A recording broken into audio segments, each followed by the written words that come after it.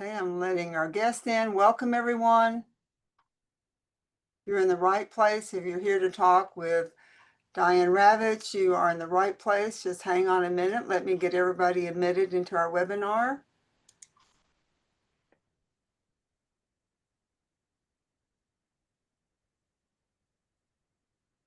And while that's going on, I just want to take a minute to do a few introductions and a few housekeeping things. First, Heather Coons is joining me tonight. Heather's our Director for Research and Communication at Public Schools First. Of course, I'll introduce Dr. Diane Ravitch in just a moment. But I do want to say a few quick things to you. We are recording the webinar, so we will be posting this later on YouTube. And we asked you right up front to please share it with your friends and families and contacts. A lot of folks who are not able to reach to get them to register tonight, or who just were too busy, but share with them this resource. I also want to tell you that if you, many people haven't had a chance to get the book or read the book, and I'm hoping that tonight that you'll be so inspired and so curious you will. If you make a $50 or more donation to Public Schools First, I'm going to send you a free copy of the book. So you get a tax write-off and you get this wonderful book that I think you will find is inspiring and as Heather and I did. So please keep that in mind.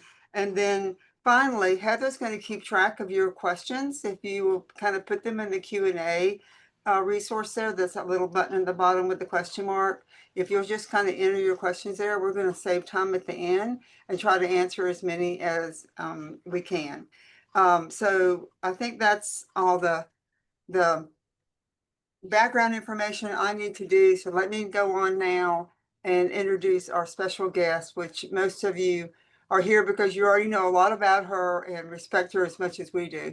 But she is a graduate of Houston Public Schools. She earned her PhD in the history of American education from Columbia University, and she holds 10 different honorary doctorates. She was a research professor of education at New York University from 1995 to 2020. And she's one of the nation's leading advocates for public education. She is co-founder and president of the Network for Public Education. I encourage you to seek that website if you haven't had a chance to visit there. One of the single largest organizations of parents and teachers and other citizens who are working really hard to stop the privatization of our public education. NPE is a very important resource for Heather and I. We rely on them heavily for information, for guidance, for research in terms of the issues that are impacting our public schools. And so we encourage you to do the same. If you're not signed up to get Diane's blog, I hope you will after tonight. I hope you will also, tonight we're going to discuss her newest book, An Education, How I Changed My Mind About Schools and Almost Everything Else.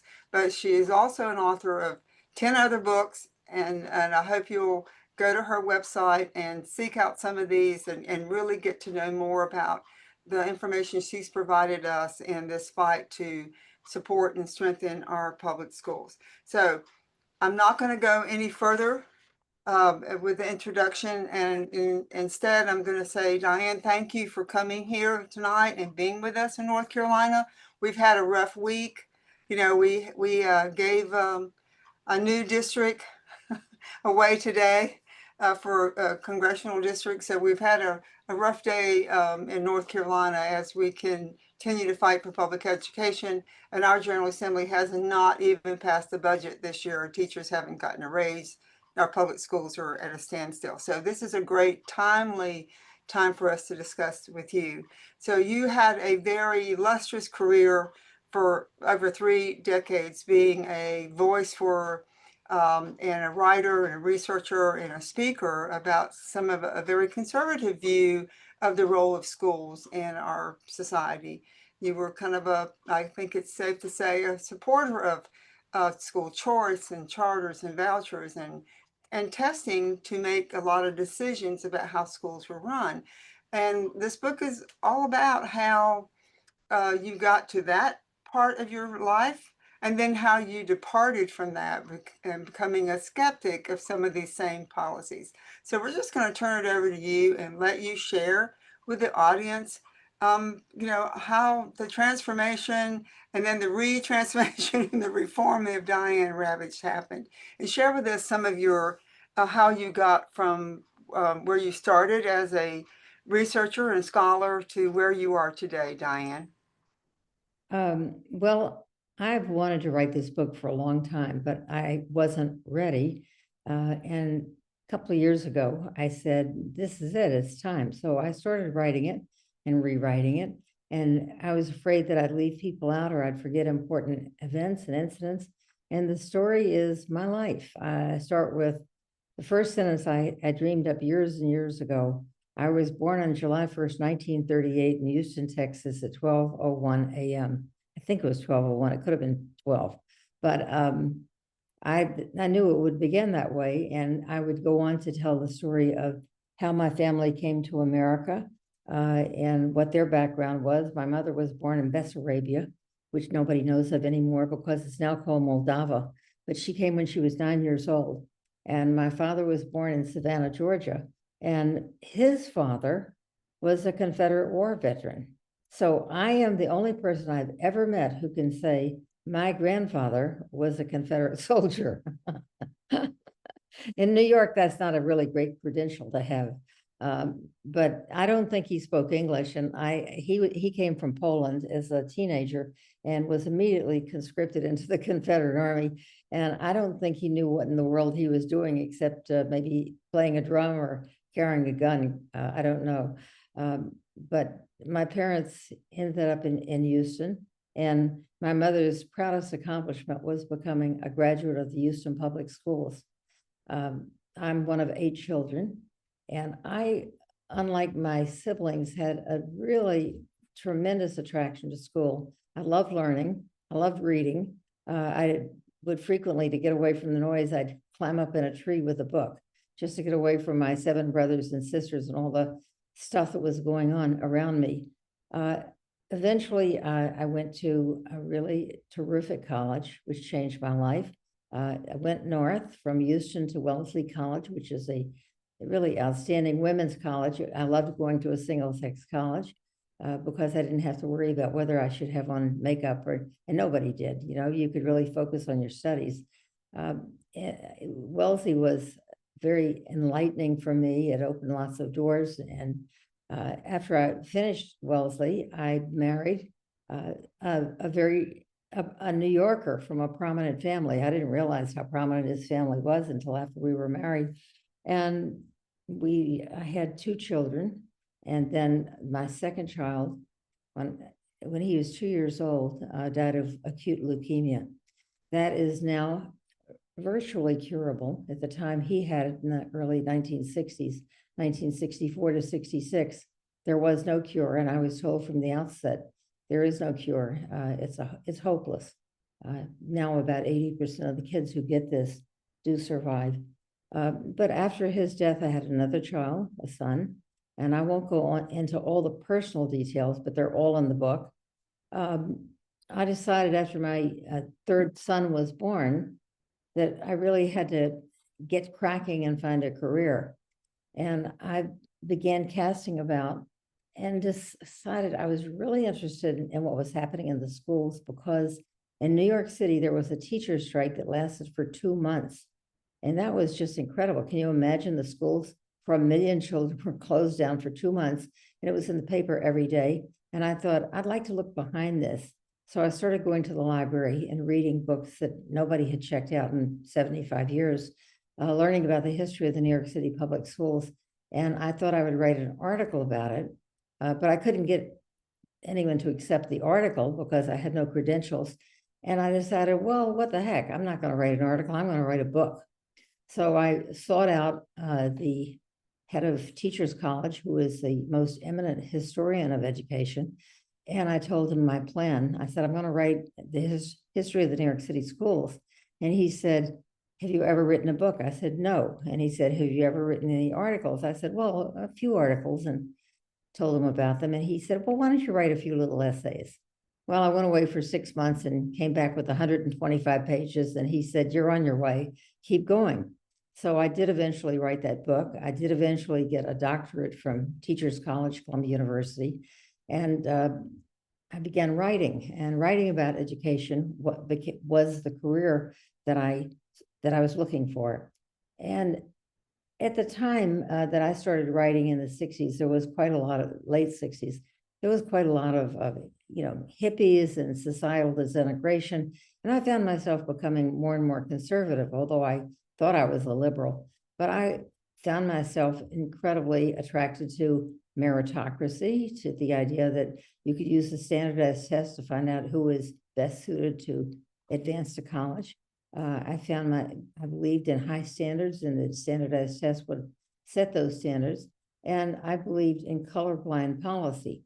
And at the time, having come from a segregated school system, it seemed to me that colorblind policy would be very fair, because judging people by the color of their skin was unfair. So you should have auditions behind, with the candidate behind the curtain, so you don't know what their color is. And I thought, colorblind, that's the way to go. Well, I now realize that's not the way to go, because when people of color have been oppressed for centuries, a colorblind policy just leaves the status quo in place. It does not help make up for the tremendous oppression and the wages of segregation and underfunding and lack of schooling that go back for generations. So it took a long while. I'm jumping ahead of myself. For some, I don't know, 25, 30 years, I was one of the leading conservative or neoconservative writers and intellectuals, and I wrote in major magazines and New York Times and Commentary and lots of others. And I have lots of anecdotes along the way about my career as a conservative scholar. I then became, in 1991, I was invited by the governor of Tennessee, Lamar Alexander, who had just become the Secretary of Education. I was invited to join him as the Assistant Secretary for Research. And I said, at first I said, well, I can't do that.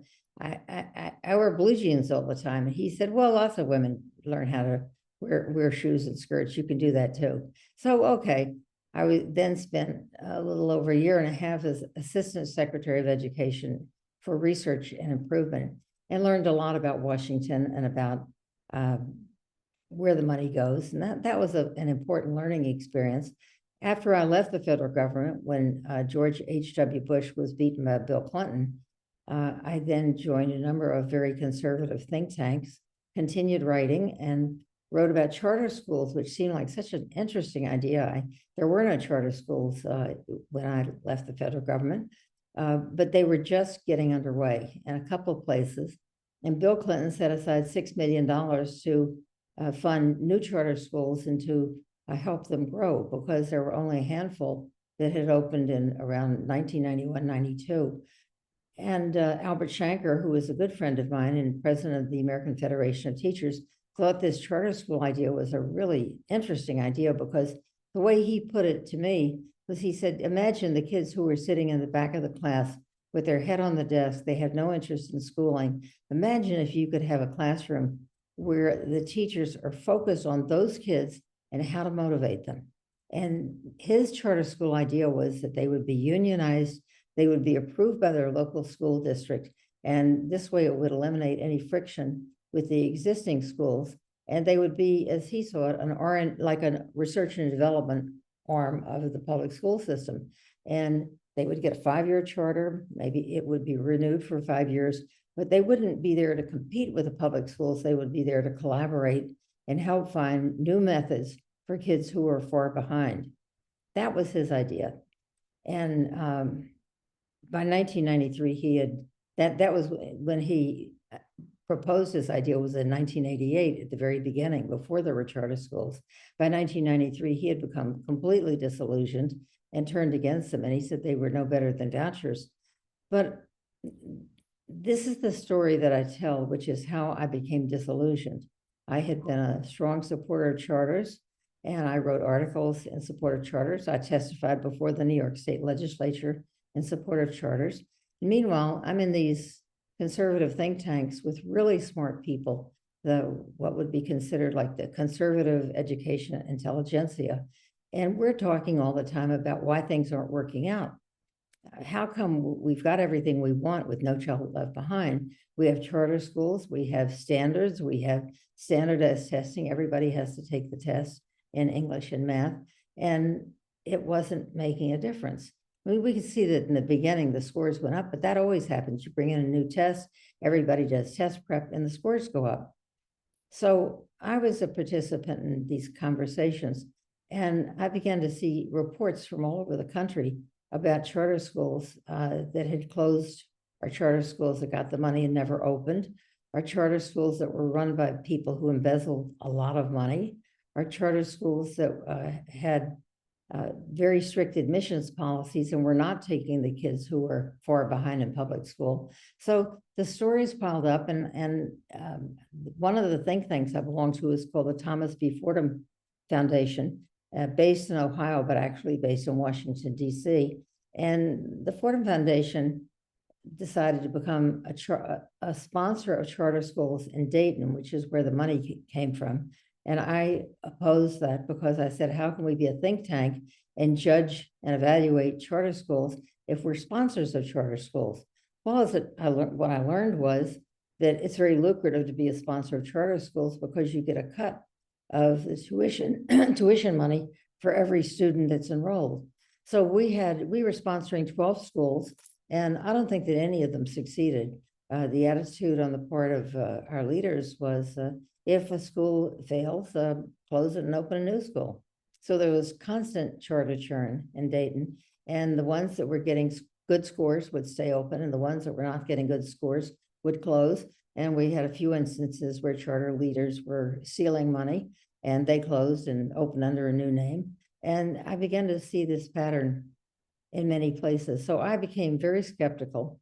And in the city where I live, which is New York City, same thing was going on. The mayor closed lots of beloved public schools and replaced them with charter schools, and turned the city into, first of all, a test-driven, data-driven city. But secondly, introduced the idea of public school choice and lots of charters. And he said that he wanted at least 10% of all the kids in the city to be in charters by the time he finished. And so all the same policies that George W. Bush was doing were being applied in New York City. And there was a lot of unhappiness, a lot of churn among teachers. The biggest churn was in the charter schools. And we have one charter chain that's now opening in Florida, where they brag about this being the most successful charter chain in New York City, in New York State, and who knows, maybe in the country. Why is it successful? Because they have high test scores. Why do they have high test scores? Well, in their first class, they had 100 students, and 12 years later, 16 of them graduated. So there was this continual attrition of students, the students being counseled out because they weren't a good fit, students being counseled out because they needed special education services and the charter really didn't want them. And so one of the schools had something called a got to go list. And one by one, the kids who were not going to make it were pushed out. So this is called Success Academy. I think their CEO is paid somewhere in the neighborhood of $800, $900, $1 million a year, or something like that. She has a couple of billionaires on her charter board. So far as I know, no cheating. So far as I know, no theft, but highly selective. And the teacher turnover is just as great as the student turnover because it's very, very strict discipline. It's a no excuses school. And the teachers last about 50% leave every year. So these were things that as I put them together, I began to feel the things that I've been advocating all these years, they sounded good in theory, but now I'm seeing in reality and they don't work. And I thought, I really can't support charter schools because look what's happening. They're draining money out of the public schools, and it was never my intention to destroy public schools. I'm a graduate of public schools. And my mother graduated public schools, and if she had not had the public schools to go to, she might have remained virtually illiterate. So I began to be very disenchanted. At one point early on, in the early 90s, I wrote an article advocating for vouchers. And as vouchers began to spread, I began to see them as even worse than charters. And what I saw happening, looking underneath this whole movement, was very, very wealthy people, billionaires, funding the expansion of charters. The Waltons come to mind immediately. They're one of the richest families, if not the richest. It's hard question is whether the Kochs or the Waltons are the richest family, although by now they're probably surpassed by Elon Musk alone. But these very wealthy people jumped into the charter craze, and they saw this as the answer to American education. And what I saw was, this is not an answer. When you push out the kids with disabilities, when you push out the kids with low scores, when you choose your students, this is not school choice for parents or children, it's school choice for schools. And I felt that you can't take a pie, meaning the money we spend on education, and divide it three ways. We can't support 2 or 3 different school systems, and all 3 of them operating by different rules, because that will be the death of public education. And what I understood was that the subtle change in the way we look at education was this. We went from seeing public schools as a civic good, as a responsibility that all of us have, whether we have children or not, whether our children are in school or not, whether our children go to private school or not. We are all obliged to support public schools because it is our civic responsibility, just as we all support the fire department, even if we never have a fire. And we all support the police department because who knows if we'll ever need them. Maybe we'll never need them, but we support them because it's a civic good. And what was happening with the school choice movement was that it was turning schools into consumer goods. And nothing summarized this as happily is Jeb Bush speaking to the Republican convention in 2012, when he said, your choice of public school should be just like going into a supermarket and choosing what kind of milk you want. Nobody should tell you what milk you should have. Instead, you choose from 0%, 2%, 4%, almond milk, oat milk, goat milk, buttermilk, chocolate milk, on and on with all the varieties of milk. And that's the way you choose a school. Well, what it leaves out is that the schools are doing the choosing, not the people, not the parents, not the students. And it also leaves out that we support public schools because they are a fundamental element of our democracy. And if you go back to the founding fathers were not in favor of choice. They were in favor of schools where children learn together. They even talked, I know John Adams did, and Thomas Jefferson did, about schools where children from all different levels of society learned together and became good citizens. And this what was needed to allow our democracy to flourish, was to wipe out the kind of divisiveness and partisanship that divide people and but instead, through public education, bring people together to understand one another and not be afraid of one another and not look down on somebody who has less than you have. So where I am now is I published a book in which I pretty much came out and said, I'm not a conservative anymore. This is what I believe. And I took apart vouchers and charters and standardized testing. The book came out in 2010. It was called The Death and Life of the Great American School System, How Testing and Choice Are Undermining Education. I wrote 2 more books in the same vein. And my thesis in every one of them was the same, but with more evidence each time. The charters were not better than public schools. The ones that were succeeding were getting higher scores by selection. The vouchers are far worse, in fact, than public schools, and worse even than charters, because the teachers in voucher schools are typically not certified. And many of these voucher schools are openly discriminating against kids because they're not of the same religion, or because they have gay parents, or for whatever reason, or because they have low scores. They don't have to accept anyone they don't want to accept. And the same thing is true of charter schools. And charter schools call themselves public charter schools, but they have a private board, and their students are selected, and they have their own rules about who to kick out. And that's not the, in public education, you as a parent have rights. In private education, you don't have rights. It's as simple as that. And so it's a major, major change.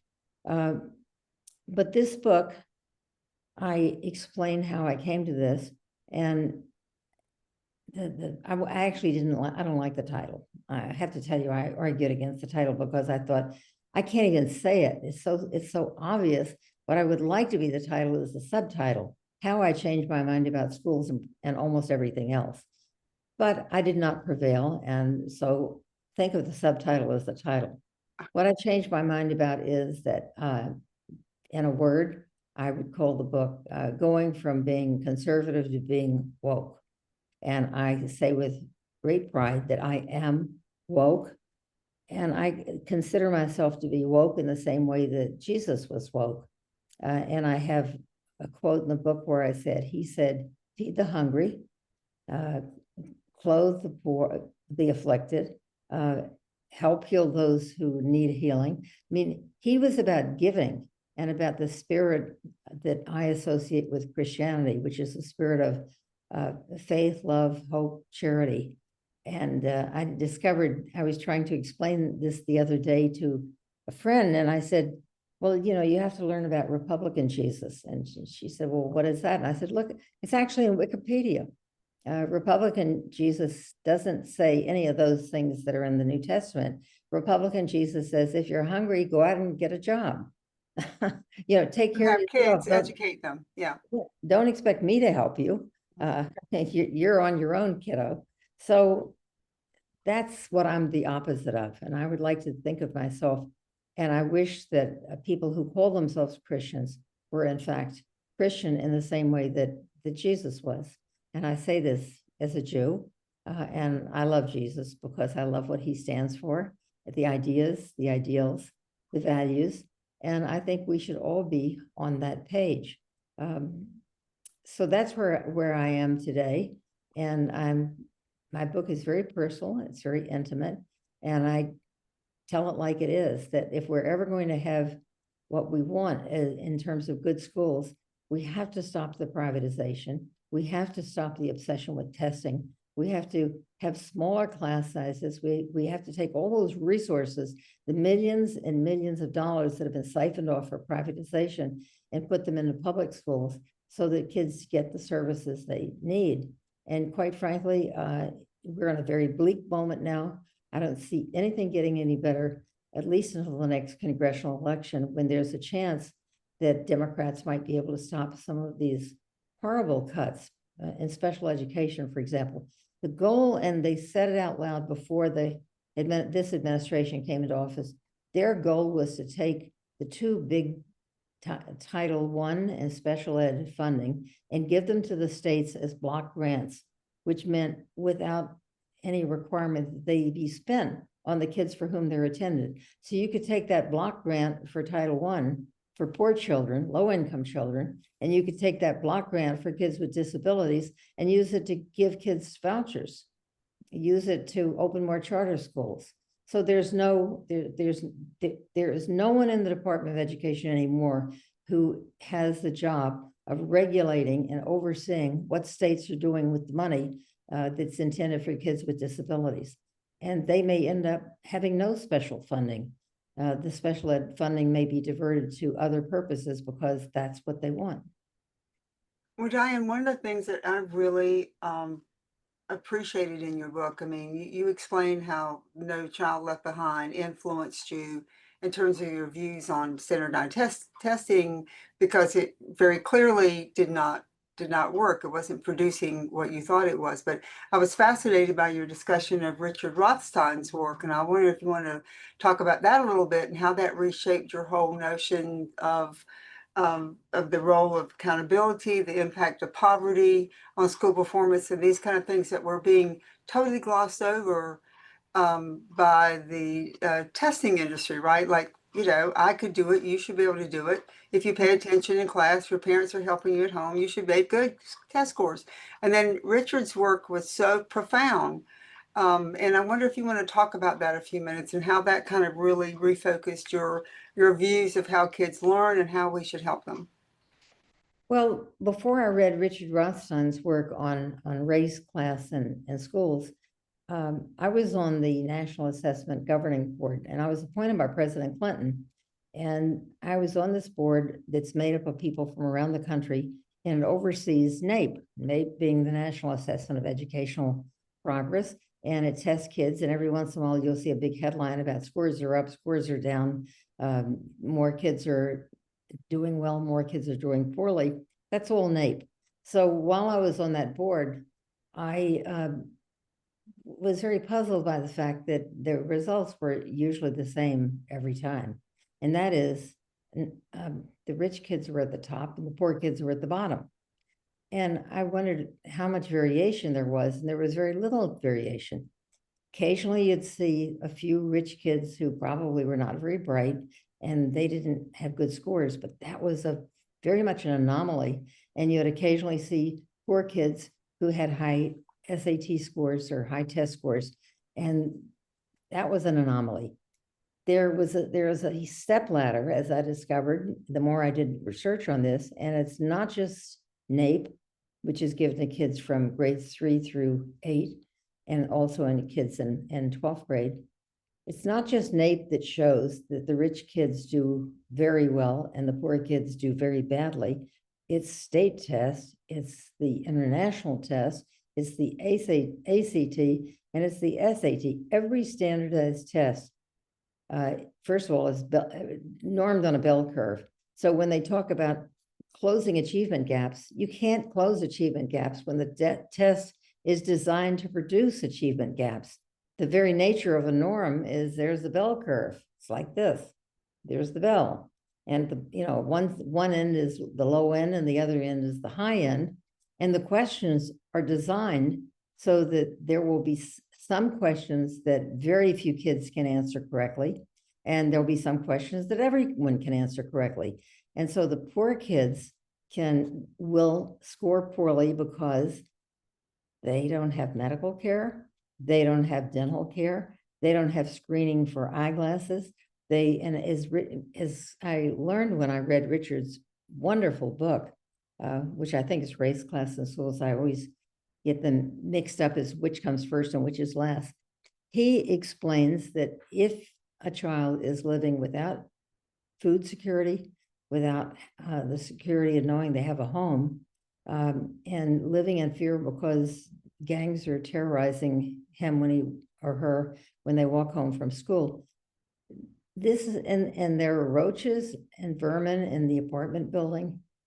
How can they possibly do as well as the child who lives in a very nice home where her parents get her a library card, take her to the museum, talk at dinner about what's happening in the world, introduce her to music and art, make sure that she has dancing lessons? We're talking about different worlds, and to say that these kids are on a level playing field is simply ridiculous.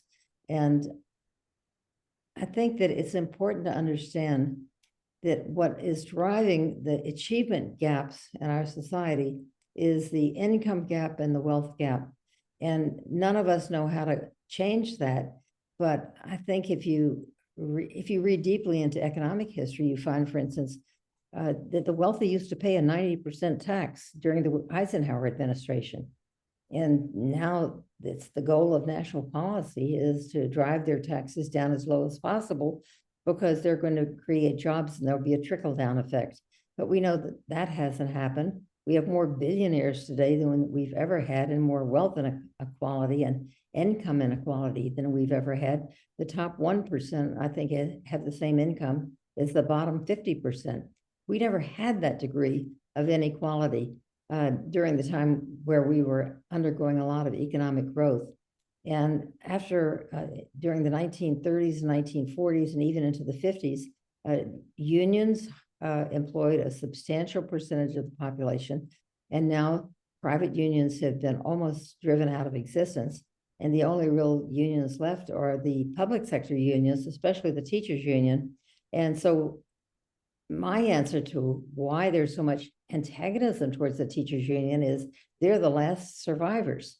And what unions do is a couple of things. One is that they drive up wages for people who are even non-union, because when union people are getting a certain wage, then the private sector has to compete with that wage. So they drive up wages. But most importantly, they provide a pathway for people who are poor to become working class, and a pathway for people who are working class to become middle class.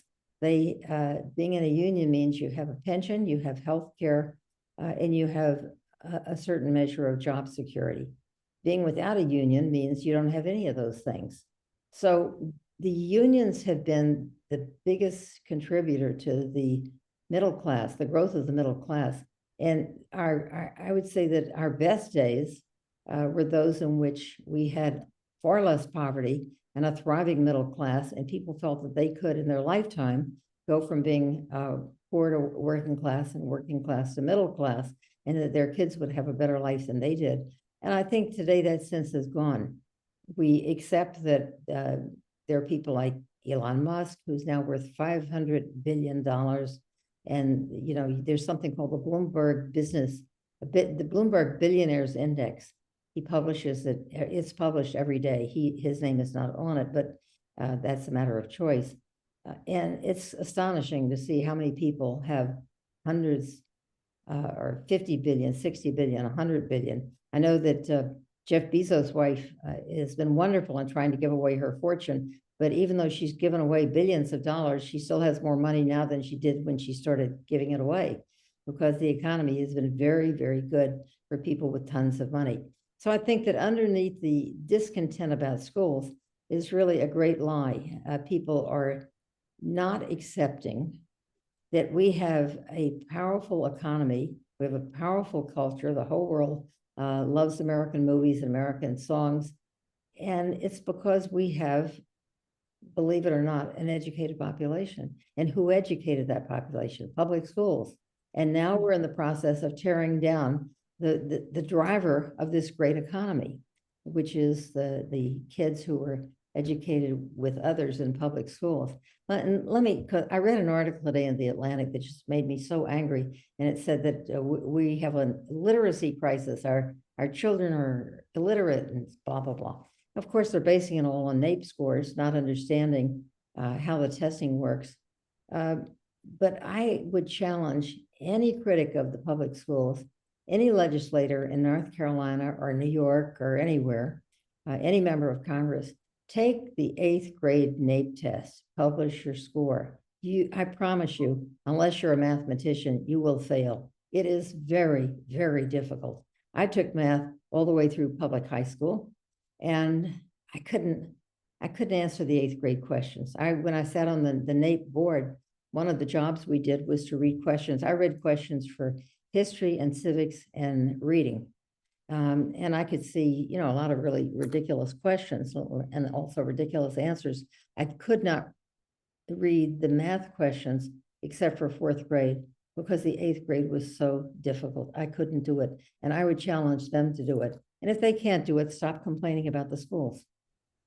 And that kind of reminded me of one of the comments you made in the book that I love was the dangers of fixing things from 20,000 feet in the sky, which I think alluded to not just what you're talking about, but, you know, disrespecting of the classroom teacher, of people who didn't know what they were talking about or had none of these experiences are now making policies. We see this today in DC, and we see it in many state legislatures across the country. So, you know, relate to our audience a little bit about how that really changed your mind too when you started looking at what was going on in the classroom and listening to teachers and getting more acquainted with the art of teaching. Well, the more I came to understand how wrong I was, the more ashamed I felt that I thought I had the right to tell anyone how to teach. I wouldn't last 5 minutes in most classrooms today. I did teach in a civil rights school for a very brief while and found that I was inadequate. But what it really ticks me off when I see legislatures telling teachers how to teach, when the people passing the law couldn't do it themselves.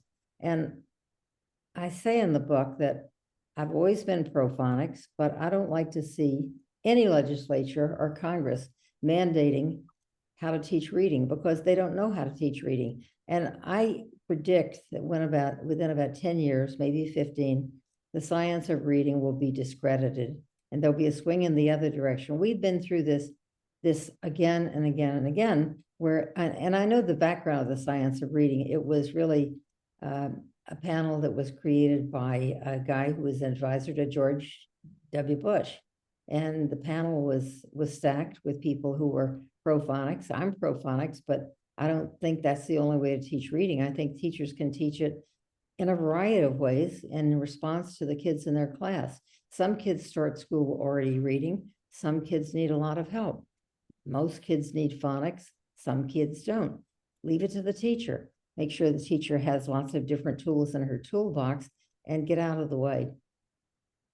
Well, I appreciate you say that, because when we look at some of the things that are driving teachers out of our public schools, one of the things that always tops the list is disrespect. Disrespect for their profession, disrespect for their judgment, their opinion of how to run their classroom, how to teach. And I think that's always been the tragic. Well, let me shift slightly to one of the things, because as our time is moving along. So you have an excellent conversation in here, and I want everybody to read every page of this book about how you've changed your views on testing and accountability, but you also talked about how you changed your views on issues around race. Race, and of course, poverty is related, but talk a little bit about that. You talked about what happened when you read Nicole Hannah Jones and different things like that. So talk to us a little bit about how that changed how you looked at information and data, and how you looked at how we can fix schools, or how this whole thing about poverty interacts with racism, and how you were changed by some of those views. Well, as I said, when I began my career, I was very much a supporter of meritocracy and standards, and the idea was that there were these things out that you could impose on the classroom, and somehow everybody was going to be proficient. And what we learned from the experience of No Child Left Behind is there's no nation in the world where everyone is proficient. Even the nations with the very best schools in the world, whether you're thinking of Finland or Japan, they don't have 100% proficiency. So that was a ridiculous goal from the outset.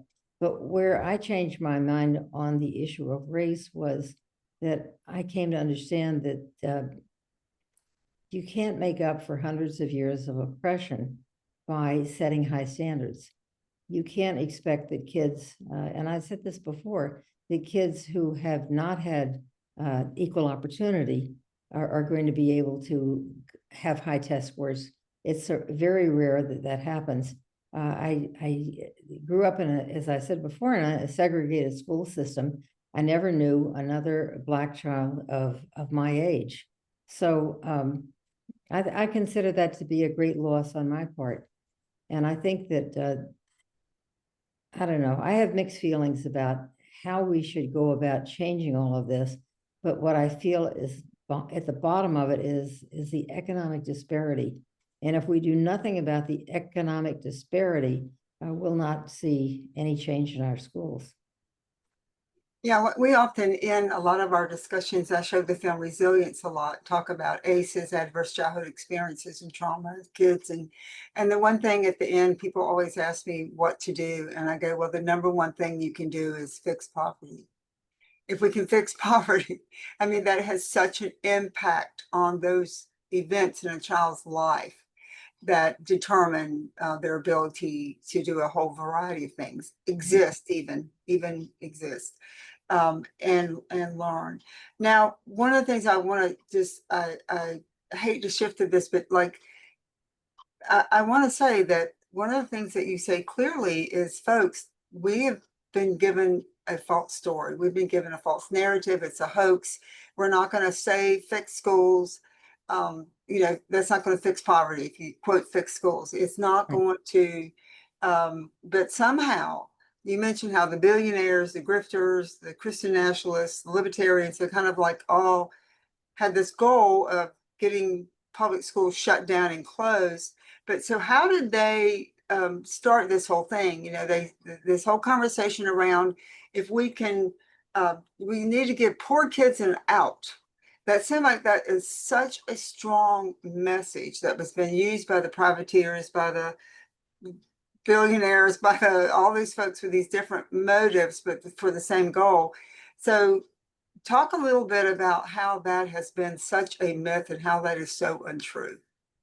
Well, the fundamental method has been to say the public schools are failing, and you keep repeating it and repeating it, and you can always find evidence of public schools are failing. Not everybody is meeting these high standards. There's an achievement gap between rich and poor, between Black and white, between Asians and Hispanics.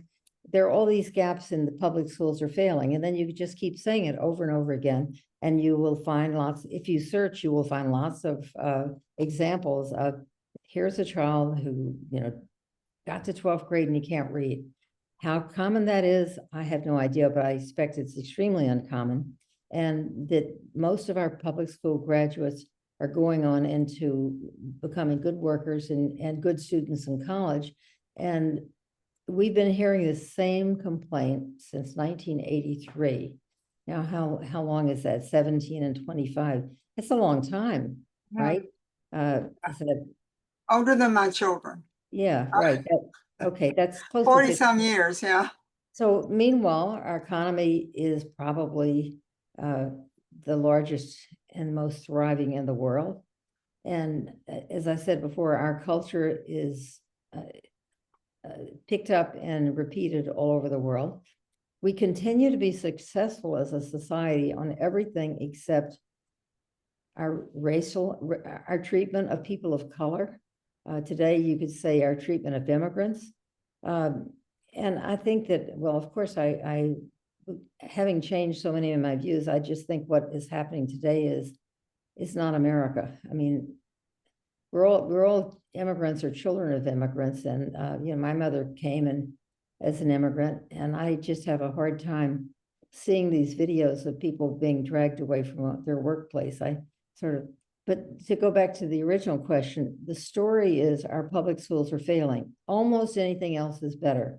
And then it goes to anything else is better. Have them homeschooled, have them learning in pods of homeschool parents, have them go to charter schools run by anyone who wants to run a charter school.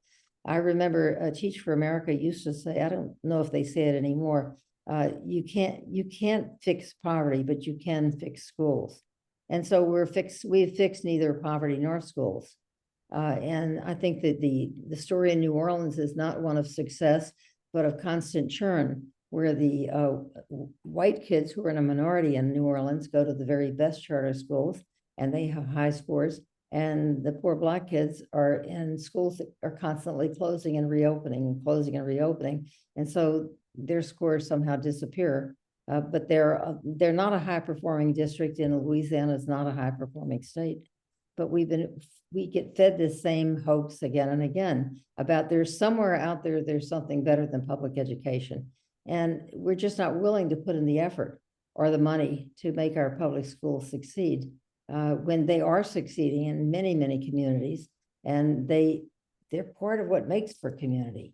And when you begin pulling communities apart and dividing them up into charters and religious schools and homeschools, and the leftovers go to public schools, that's very bad for society. I mean, there have been a number of books written about the loss of community, and this is part of the loss of community. There was a famous book by Robert Putnam of Harvard called Bowling Alone, how there used to be all these bowling associations and bowling clubs, and they don't exist anymore. And all the activities that would bring people together seem to have disintegrated, disappeared, and people are staying home and watching television. But I think behind all of this is losing the public schools as the center, first of all, for community, but secondly, for political development. parents learn to advocate for themselves, and they learn about the power structures and how they can become part of it. And many politicians have started their careers as public school parents who then ran for school board. Right. And your whole concept around the, how we went from, okay, our schools are failing, then the next step, which we experienced here and watched it personal, Heather, with the privatization of our school through the school voucher program, was then it was poor kids should have a way out just like rich kids do. Poor kids need a way out of these failing schools, and that's how they started the voucher program here, Diane. It was just for a very, very, very small number of kids who were already in public schools, but they were in, quote, the designated failing schools, only by test scores, by the way. And then now we have universal vouchers where anyone, uh, rich kids, people who've never been in a public schools, are all getting the money. And now if that's not bad enough, we have federal vouchers. So they've really done a job on us in terms of the selling of this myth. Yeah. So tell us how we can fight back, and tell us how you're fighting back, and help our audience understand a little bit about how we can what one can learn from your life-changing revelations of looking at researching kids and talking to teachers. How can we turn this story around? Well, we were talking about this before the webinar or before the Zoom started, and I mentioned that I had gone some dozen years ago to meet with George Lakoff, who is a scholar of language and how you sell ideas. And I went to interview him about how can we reach the public and sell them and tell them that they're being sold a bill of goods. How do we persuade people that what's going on is a theft of public money and it's being turned over into private hands? And he said, well, the first thing you have to understand is that liberals, progressives, Democrats always think they can win if they have the right data, the right reasoning, the right argument, and they don't win that way. Conservatives have understood and been very successful in understanding that what wins is a story. And that was about the time I remembered that Ronald Reagan introduced the idea of bringing someone to the State of the Union, and he'd have them stand up and tell their story. And those stories were usually pretty wonderful stories about how somebody had done some heroic thing, and it made a point of a program that he wanted to sell, or just whatever point he made. It went over very well when he had that man or woman stand up and get applause. We have to find the way to tell the stories of what public schools do, how they succeed. And I think with the test score stuff, we really have to drill down and, well, my personal thing is take the test and see if you can pass it. I remember one of the things that I covered in an earlier book was about how the kids in Providence, Rhode Island, led a rebellion against the state's effort to impose a standardized test for graduating high school. And the kids said, but a lot of kids won't ever be able to graduate because they're special ed, because they don't speak English. They had all these, they knew that probably 15 to 20% of the kids would never be able to graduate. And they did all sorts of things to try to awaken the public. And one of the things they did was that they invited 60 accomplished professionals to take the test, the high school graduation test. And they had similar questions from release tests that had been given in the past. And they had people volunteer, journalists, architects, lawyers, accomplished professionals. 60% of them failed the graduation test. So that made a really strong point. The newspapers picked it up. And, I can tell you from my own personal experience evaluating and reading standardized tests, I have seen questions that have no right answer. I've seen questions that had more than one right answer. And I quote in the book from a poet whose poetry was used on the Texas test. And she said the question was something like, what was the author's purpose? And then there was a right answer. And she said, but that's not true. That's not my purpose. Why did they assume that was my purpose? It wasn't at all. So, you know, the thing with the standardized test is the questions are written by humans. They make mistakes.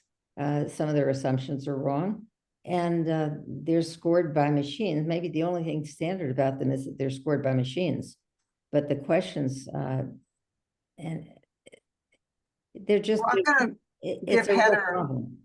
a few seconds. Heather, any other additional questions? I've been trying to read some of them as we've gone along here. Yeah, there's a question that that I had here that as you went through your evolution, I know you talked about being on the Thomas B. Fordham Foundation and other foundations, and were a prolific writer and wrote these wonderful books about how you had changed your thinking about things. Did you notice that other people who were conservative, similarly to you, I guess, sort of a centrist conservative, did they come along on your journey? And if they did, or if they didn't, what do you think is keeping them from doing that? And do you think there's some lessons we can learn in trying to get more people to really have your heart and believe in the journey that you've taken? The short answer is no. I mean, of the hardest thing about changing your mind is that you lose a lot of friends. You know, you become part of a social group, an in group, whatever you want to call it, and you have all the people that you connect to. I was at the Thomas B. Fordham Foundation. I was at the Manhattan Institute in Manhattan. I was at Stanford at the Correct Foundation, the Correct Task Force. And these were all my friends. And I started realizing I don't agree with them. And I said, can I write a dissent? And they'd say, no, we're just going to publish our report. Forget about the dissent.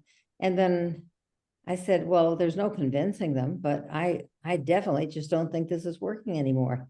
At one point, and I discuss this in the book, the Correct Task Force, which was, 11 really smart people who believed in all the things that I was turning away from, they put out a pamphlet about how to fix No Child Left Behind. It was coming up for reauthorization in 2008. It lingered on like a cadaver until 2015 before it was changed. But in 2008, they wanted to put out a book with recommendations on how to fix it. And I said, it can't be fixed. It's a stupid, terrible program. It's the death star of American education. We will never have a time where 100% of the kids are proficient. And by the way, the definition of proficiency is very, very high on NAEP. Proficient on NAEP is what I consider to be an A. And excellent on, or advanced on NAEP is A+. But to say that everybody is going to earn an A degrades the nature of an A. I mean, we know we would have the press screaming about grade inflation if everybody were proficient. So I thought that was just an impossible goal, and that we were closing schools. Most of those schools were schools with children of color. Most of them were schools where the kids, it was in very poor neighborhoods, because that's where the low test scores are. So if you don't do anything for the kids except close their school and send them to another school, that doesn't help. Chicago tried that. One of the reasons why I think that Rahm Emanuel was an awful mayor was he closed 50 schools in one day, which was unheard of. And all the evaluations that have been done say it didn't really make a difference. The charters, of which Chicago had many, didn't change anything because the kids were still living in poverty. So nothing changed about their life except that they lost the one anchor where they had teachers who had taught their brothers, their sisters, their parents, their aunts, their uncles, and then all of that was washed away and they were sent into a new environment. It doesn't make any sense. But I wish I could tell you there was a magic formula to make more people change their mind. I've often wondered why so many political instrumentalities like your General Assembly don't care about evidence. The evidence on charter schools, the evidence is overwhelming on vouchers. There's a book that I strongly recommend by Josh Cowan called The Privateers, where he summarizes the evidence. And he said he had wanted vouchers to succeed, but he had to look at the evidence. He was a researcher. And he said most of the kids who get vouchers never went to public school. It's not saving poor kids from failing schools. It's simply a subsidy for well-to-do kids. And I've called it's turning, I call it welfare for the wealthy. Absolutely. Yeah. Well, By the way, just brought out their statistics. 88% of the kids on vouchers in Arkansas never went to a public school. So it's just the state has decided, as in Florida, as in North Carolina, as in Ohio, that the state will pay everyone's tuition, not the full ride. If they're paying $50,000 a year, they'll get 8 or 10,000. But that's the 8 or 10 that was taken away from public schools. And you know, Diane, I appreciate it. And I think it's about 87% is our figure here in Heather, isn't Well, it? it was 87% of new voucher recipients Okay. had never gone of new just last year, but Right. overall it's 94% of the voucher recipients last year had never gone to public school. I encourage everyone to horrible. go to our website after this webinar tonight and look at some of the information we have put together on the discrimination of vouchers, the lack of any curriculum, the lack of standards, the lack of safety measures in our kids' schools. I mean, it's just a whole variety of things that make you want to cringe when you think about what's required. I like to remind people, and I've written a couple of articles about this, that the voucher movement began as a response to desegregation. And there were several southern states that tried to create voucher programs to protect white schools and keep them white. And, you know, now the part of the hoax that we've been living through is having politicians say school choice is the civil rights issue of our time. Well, that's nonsense. School choice leads to more segregation. So one last question from the audience, and then I'll start trying to help us close down the conversation, which I hate to do because this is a delight to have you with us, Diane, to hear your thoughts. But so the question submitter says, you know, we knew problems about standardized testing throughout the 90s. Basically, what took you so long to see some of those problems? And would you consider yourself an advocate for liberal arts education? It's kind of a two-parter. I'll throw those to you. Well, I can answer the second part first. I have always been a strong believer in liberal arts education, and I think that all children are entitled to have a full curriculum that includes the arts and physical education and the things that are often the first to go when the emphasis is just on whatever is tested. And one of the reasons that I became very disillusioned with testing was that evidence began to emerge in the early 2000s that in response to No Child Left Behind, schools were dropping the non-tested subjects, or if they weren't dropping it, they were cutting back on time. So there was less time for the arts. Some schools actually eliminated the arts. There was less time for all the non-tested subjects, whether it was science or history or civics. And we keep hearing about a revival of civics education. And it seems that some people think, well, maybe we should test history and civics and science, and there would be nothing in school but testing.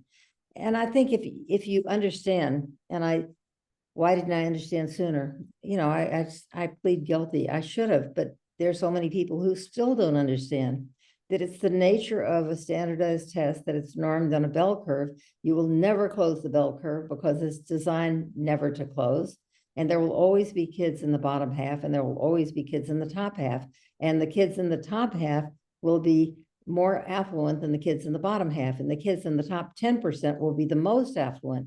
The SAT, I don't know if they still do, they probably do. They publish the test scores by family income. Family income at the top of the scale is the highest. You go down a notch, income is a little less.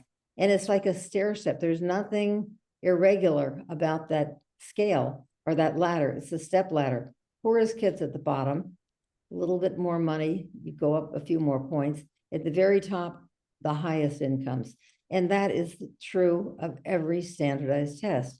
I mean, we all know the reasons why. It's because what lies behind standardized testing is a million different reasons not to trust it, but questions are bad, the answers are often wrong.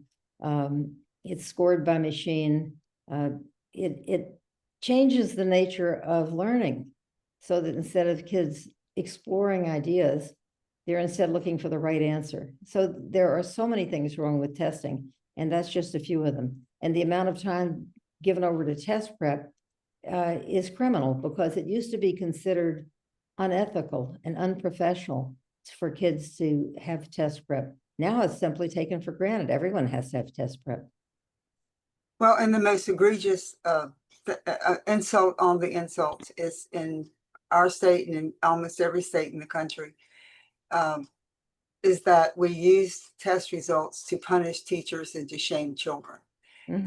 Instead of using the information in a limited way for insight on some limited perspectives, now we use it to punish teachers, to fire them, to shame them, to give them a raise or not give them a raise. We put letter grades on schools. So we've taken this opportunity that could have been used for any usefulness that they could have gotten from having that information. They've taken and turned it into a way to shame and criticize. And as you said, Diane, show again that our schools are failing, our teachers are failing, and our kids are failing too. Right, right. That's a pretty tough place for children to be in, and teachers. Yeah, well, it takes the joy out of learning and the joy out of teaching and the creativity out of, because all you want are the scores. And that's not education. That's just learning how to get a good score. A book that I strongly recommend and that I cite in the book is a book by Todd Forley called Making the Grade. And he talks about, he spent 15 years in the testing industry, and he started out making $11 an hour grading tests. And then it got to be a regular source of income, and he became proficient at doing that. And he said, you know, here are kids' lives dependent on how their essays are scored, and the person grading them might give them 30 seconds if they're lucky. I mean, this is not a way to evaluate students' learning, to have somebody who in many cases never taught, is not even well educated, just pushing this paper along, and their name came off Craigslist. Well, one of the things that I tried to do when I was going through your book is I started making a list of all the books you referenced, and I went, oh my gosh, there's 50. I cannot, now how am I going to prioritize the ones I haven't read? But I wonder, you know, you've mentioned a couple tonight. Any other books that you would strongly recommend to folks if they want to just kind of broaden their view and look at some other information about schools and other than any other books you want to mention? And I have a thought that, you know, maybe you can bring this to the conference with you next year when you have the Network for Public Education conference. Like, I would love to distill this into Diane's top 10 must-read books that she recommends. Well, I would, Diane's book club. yeah, that's a great idea. Well, I would strongly recommend, there are two books that I recommend in my book by Daniel Koretz, Koretz, and he's one of the leading testing experts in the country. And let's see, one of them, the last one was called The Testing Charade, and he explains why you can do well on one test, but then if they change the test, you don't do well at all, even though it's the same subject. And that's just the result of test prep. Test prep will artificially raise your grade, but it doesn't mean you're really knowledgeable about the subject. If they switch test on you, the one you didn't prep for, and you can't do as well on that one, that means you're just reflecting the test prep. But he's a very, very good writer on the subject of testing, very understandable. He doesn't get into jargon, and I think shows very well what's wrong with testing. If you read Daniel Koretz, and if you read Todd Forley, Making the Grades, which is it's a very funny book, but you'll come away disillusioned about standardized testing. Okay. It disillusioned me, but I was also disillusioned by my experience as a member of the National Testing Board and seeing the reality being, if you're rich, you have a very high chance of getting high scores. And if you're poor, you have a very poor chance. And I quoted from a book called The Rise of the Meritocracy, in which the author said, he wrote a new foreword after it became like an international sensation. And he said it could be very dangerous to award privilege based on standardized tests, because these children who are getting the young people who are getting the high scores, he calls them the lucky sperm club. You know, they just happen to be born into the right family and get all these advantages. And he said that the tests confirm to them that they deserve everything they get, and they can become very haughty and uncaring because they have the high scores and the other people don't. And it proves how worthy they are, when in fact, they're just members of what he calls the lucky sperm club. Well, Diane, as I would kind of want to just close this by two things. One, everyone, you got to read this book. There's a wonderful chapter on activism and why we have to defend and why we have to use our determination. That, you know, the sentence here you write, Diane, if we work with determination, we can drive out the billionaires, the grifters, the heartless libertarians, and the religious zealots who now seek control of our public schools. If we push back hard enough, we can reclaim our public schools that belong to all of us. And, you know, we support public schools because society benefits by having educated citizenry. If we lose sight of the common good, our democracy would suffer. And this is very, you know, it's just a beautiful way to end your chapter on activism and why it's so very important. But in closing, you give us four pieces of advice at the very end of your book. And do you want to share those with the audience real fast? I mean, I thought they were absolutely wonderful. I just had my first public event last night, and I read my final life lessons. So I opened my book to say, yes, I don't have a lot of time left. I will use whatever time I have to fight for the ideals I believe in, to love the people who mean the most to me, and to do whatever I can to strengthen democracy in my beloved country and to advance the common good. As I watch the sands of time run out, I have a few life lessons to share. Always tell the truth. As Mark Twain said, if you tell the truth, you don't have to remember what you said. If you discover you were wrong, admit it. Don't try to cover up your error. Say you were wrong. Listen to people with whom you disagree. They might be right. Keep learning. Never stop learning. When walking up or down the stairs, always hold on to the handrail. I learned that through very hard experience. I broke my knee, and it was not a very pleasant experience. Always hold on to the handrail. If you remember nothing else, remember that.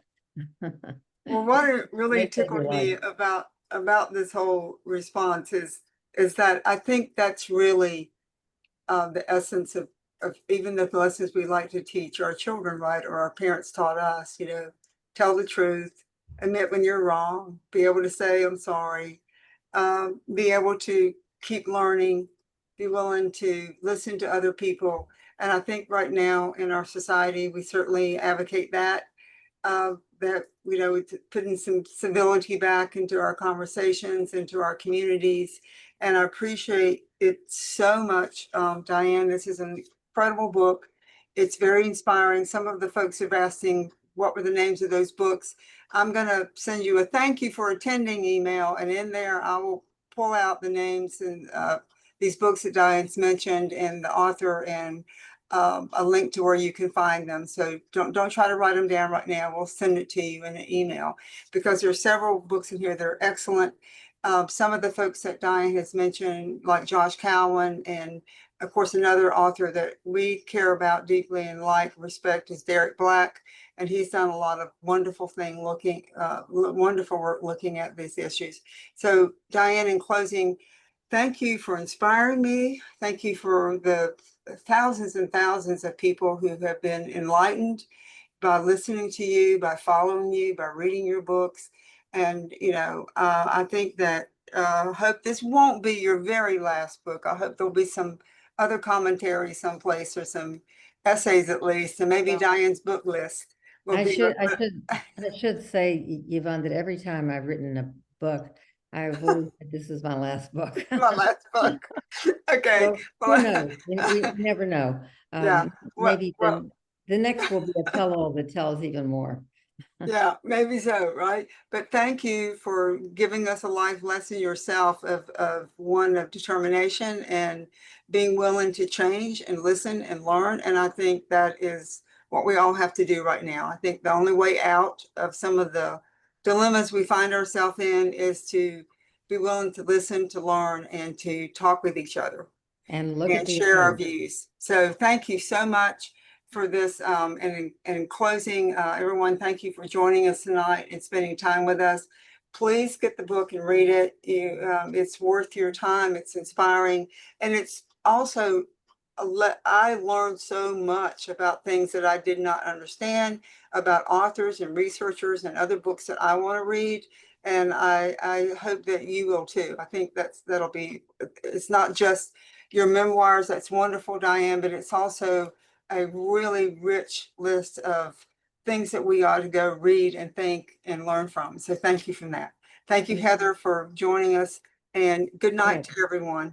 Diane, I hope to see you soon. Thank you, and keep up the fight. North Carolina has to be redeemed. Yeah, and we're working on it. We're hopeful. This is what there are a lot of good people in North Carolina with so many good advocates here. You've got a steep hill to climb, but keep climbing. Yeah, we are going to, and we are really proud to say that poll after poll in North Carolina specifically support public education. They do not support vouchers. Right. They support teachers and paying them well. We're just in a mess right now in terms of being able to have our votes have an impact on our policies. So, we'll keep working on that too. But we know that the people of North Carolina are very pro public education and very supportive of our educators. And so we are thankful for that. It's a good place to start the fight and to save and strengthen our schools. Another time, Diane, we'll have to have you come on again and talk about how we get back to the common good, because that's a theme you talk about a lot. That's a very valuable one, especially harkens back to our Constitution, right? And what our founding fathers thought we were supposed to be doing. Yep, absolutely. Well, thank you so much, and good luck. Good night, Diane. Thank you. Bye-bye.